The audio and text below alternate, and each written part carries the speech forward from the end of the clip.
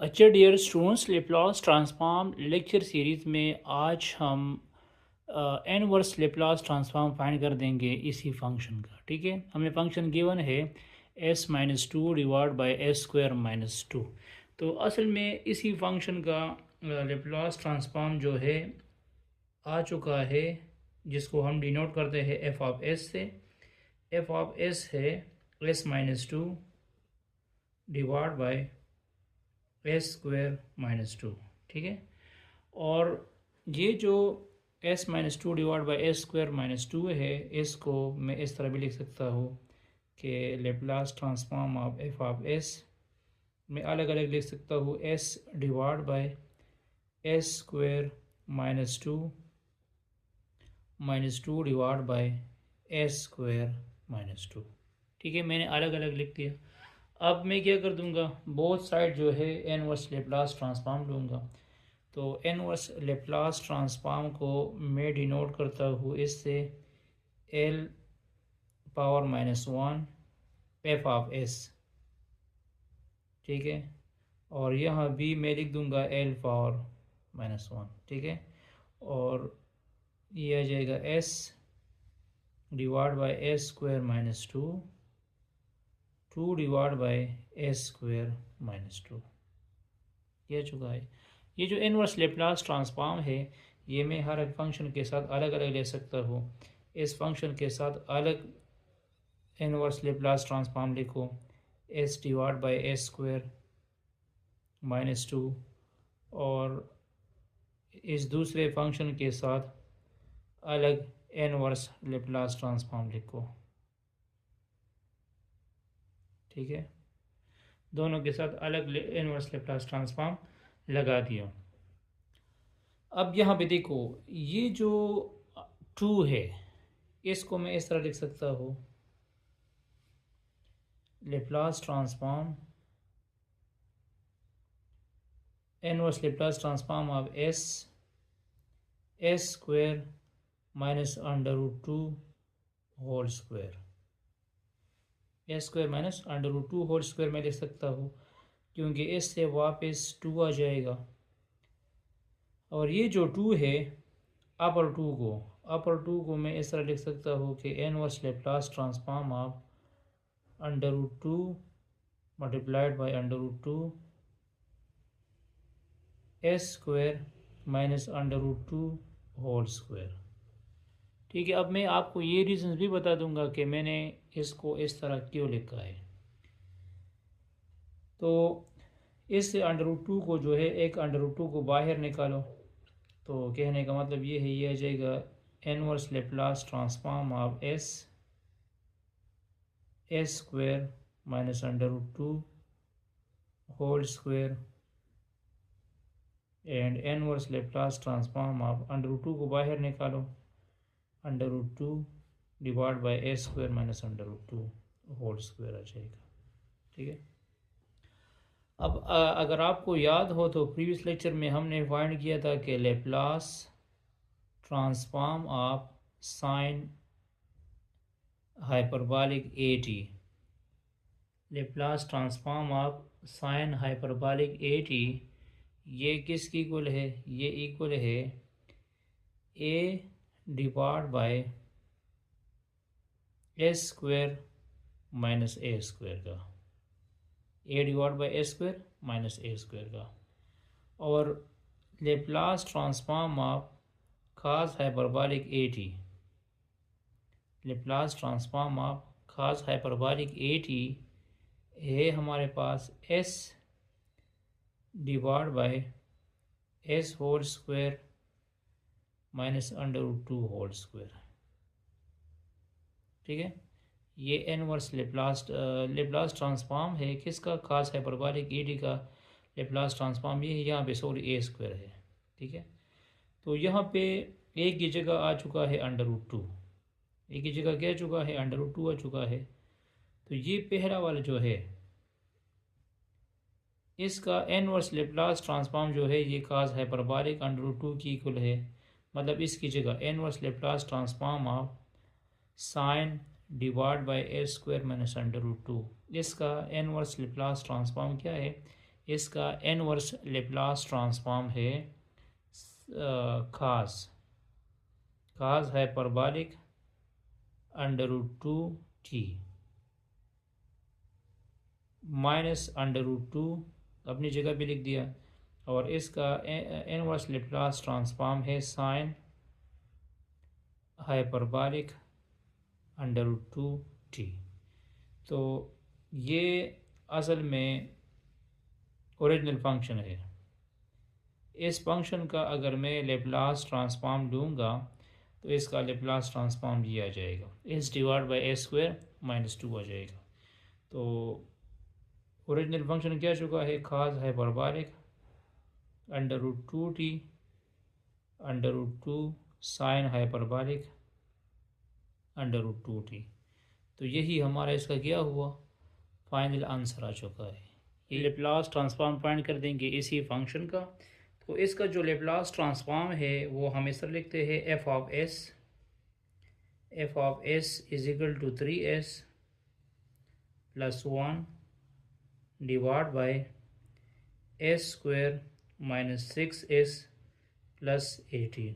ठीक है, ये असल में हमने लेप्लास ट्रांसफॉर्म निकाला है किसी फंक्शन का। तो अब मुझे ओरिजिनल फंक्शन चाहिए कि इसका ओरिजिनल फंक्शन कौन सा हो सकता है। तो इसको ये जो 18 है इसको मैं इस तरह लिख सकता हूँ, मतलब इसमें हम सिंप्लीफिकेशंस कर देंगे और इसको मैं किसी फार्मूले के लिए सेट कर दूंगा।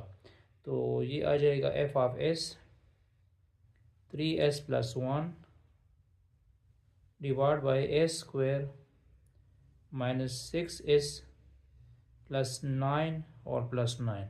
मैंने ये क्यों लिखा इस तरह, क्योंकि फिर इसमें a - b होल स्क्वायर वाला फार्मूला बन जाता है। तो मैंने क्या कर दिया, मैंने 18 की जगह 9 + 9 लिखा। इस 18 की जगह मैंने क्या लिखा, 9 + 9 लिखा।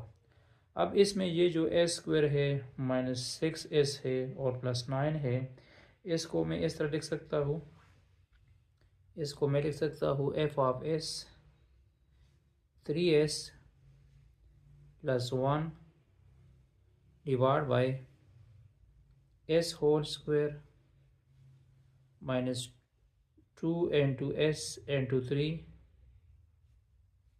+ 3 होल स्क्वायर 3 3 = 9 और +9 भी आप लोग लिख सकते हैं, 3 होल स्क्वायर भी लिख सकते हैं। तो ये बन गया a - b whole square formula. क्या बन गया, a - b whole square formula, क्योंकि इसकी जब आप लोग वापस एक्सपेंशन कर दोगे तो इससे वापस ये टर्म्स आ जाएगा। तो इसकी जगह मैं क्या लिखूँगा, इसकी जगह मैं लिख दूँगा 3s + 1 divide by s - 3 whole square. क्या लिख दूँगा, s - 3 होल स्क्वायर लिख दूँगा। और इसी 9 की जगह, इस 9 की जगह मैं लिख दूँगा 3 होल स्क्वायर। क्या लिख दूँगा, 3 होल स्क्वायर लिख दूँगा। ठीक है, अब यहाँ पे देखो, अब इसमें क्वेश्चन ये है ना कि ये जो ऊपर 1 गिवन है, इस 1 को मैं इस तरह लिख सकता हूँ, अपर टर्म को मैं कैसे लिख दूँगा। तो एफ ऑफ एस आ जाएगा 3s + 1 divide by s square -s - 3 whole square और +3 होल स्क्वायर। अब देखो, ये जो 3s + 1 वाला टर्म है ना, तो इसके साथ इस तरह कर दो कि 9 + b कर दो और 9 - b कर दो। ठीक है, 9 + b कर दो और 9 को -b कर दो। तो ये जो माइनस वाला 9 है इसको इस तरह लिखो, f of s is equal to 3s - 9 और ये जो 1 + 9 है ये 10 कर दो, मतलब इन दोनों को जमा कर दो, 1 + 9 को जमा कर दो 10 आ जाएगा, और 3s - 9 इसके साथ लिख दो। डिवीजन में आ जाएगा s - 3 whole square + 3 whole square. ठीक है, अब ये जो 3s-9 है इसके लिए अलग लिख दो, एफ ऑफ एस आ जाएगा 3s-9 divide by s-3 whole square plus 3 whole square, इसके लिए अलग लिख दो, और 10 divide by s-3 whole square plus 3 whole square, इसके लिए अलग लिख दो। 10 के लिए अलग लिख दिया, ठीक है। अब यहाँ पे मतलब हम इस तरह कर सकते हैं कि इससे क्या कॉमन लो, इससे 3 कॉमन लो, तो इससे जब आप लोग 3 कॉमन लोगे तो ये जाएगा 3 into s-3 divide by s-3 whole square plus 3 whole square, और यहाँ पे आ जाएगा 10 into s-3 whole square plus 3 whole square, ठीक है। अब इसका इनवर्स लेप्लास ट्रांसफॉर्म लो, तो यहाँ इसके साथ लिख दो l⁻⁻1, ठीक है। इसका भी l⁻⁻1, इसके साथ भी इनवर्स लेप्लास ट्रांसफॉर्म लिखो, और इसके साथ भी इनवर्स लेप्लास ट्रांसफॉर्म लिख दिया, ठीक है। तो अब यहाँ पे देखो, इसमें ये 3 जो है ये कांस्टेंट है, इस 3 को बाहर निकालो, मतलब मैं इसको इस तरह लिख सकता हूँ कि इसको मैं इस तरह लिख सकता हूँ कि n3 into inverse Laplace transform of s-3 s-3 whole square plus 3 whole square, और यहाँ पे देखो 10 डिवाइड बाई 3 में लिख दूंगा, इसके साथ मैं 3 को मल्टीप्लाइड भी कर दूंगा और डिवाइड भी कर दूंगा, तो इधर आ जाएगा 3 divide by s-3 whole square plus 3 whole square, ठीक है। अब यहाँ पे देखो ये किसकी इक्वल है, इसका जो इनवर्स लेप्लास ट्रांसफॉर्म है ना, तो इसका इनवर्स लेप्लास ट्रांसफॉर्म है e⁻3t cos of cos t, ठीक है, cos ऑफ 3t, और इसका इनवर्स लेप्लास ट्रांसफॉर्म आ जाएगा 10 divide by 3 e⁻3t sin 3t आ जाएगा। यहाँ पे देखो हमने असल में पढ़ा था लेप्लास ट्रांसफॉर्म ने मल्टीप्लिकेशन रूल, जिसको फर्स्ट शिफ्टिंग थ्योरम भी कह सकते हैं। सबसे पहले तो ये याद रखो कि cos ऑफ a t का लेप्लास ट्रांसफॉर्म होगा s divide by s square plus a square, ये cos a t का लेप्लास ट्रांसफॉर्म है। ये किसका लेप्लास ट्रांसफॉर्म है, cos a t का लेप्लास ट्रांसफॉर्म है। तो जब इसके साथ e⁻bt आ जाएगा, e⁻bt cos of a t, और मुझे इसका लेप्लास ट्रांसफॉर्म चाहिए, मुझे इसका क्या चाहिए, लेप्लास ट्रांसफॉर्म। तो मैं इस तरह कर दूंगा कि जहाँ पे s होगा, जहाँ पे क्या होगा, s होगा, वहाँ पे मैं s-b लिखूँगा। क्या लिखूँगा, s-b, तो ये आ जाएगा s-b, तो इधर भी s-b आया और इधर भी s-b आया, s-b whole square plus a square. तो यहाँ b की जगह आ चुका है 3, b की जगह क्या चुका है, 3 आ चुका है, और a की जगह क्या चुका है, a की जगह 3 आ चुका है। यहाँ भी b की जगह मतलब 3 आ चुका है और a की जगह भी 3 आ चुका है। तो असल में इसी रूल्स के मुताबिक, इसी रूल्स को फॉलो करके हम इसका जो इनवर्स लेप्लास ट्रांसफॉर्म लेंगे ना, तो वो इसकी इक्वल है e⁻3t cos ऑफ 3t, और ये आ जाएगा 10 divide by 3 e⁻3t sin of 3t हो जाएगा।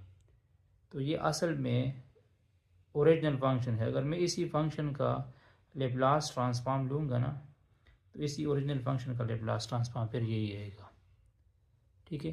तो ये जो पूरा कैलकुलेशन मैंने कर दिया, तो ये किस लिए, क्योंकि जो फर्स्ट शिफ्टिंग थ्योरम है उसकी हमने ये सेटिंग करनी थी, और यहाँ पे प्लस आ चुका है तो ये साइन या काज में आ सकता है। ठीक है, अगर यहाँ पे माइनस होता तो फिर ये हाइपरबॉलिक हो सकता है। ठीक है।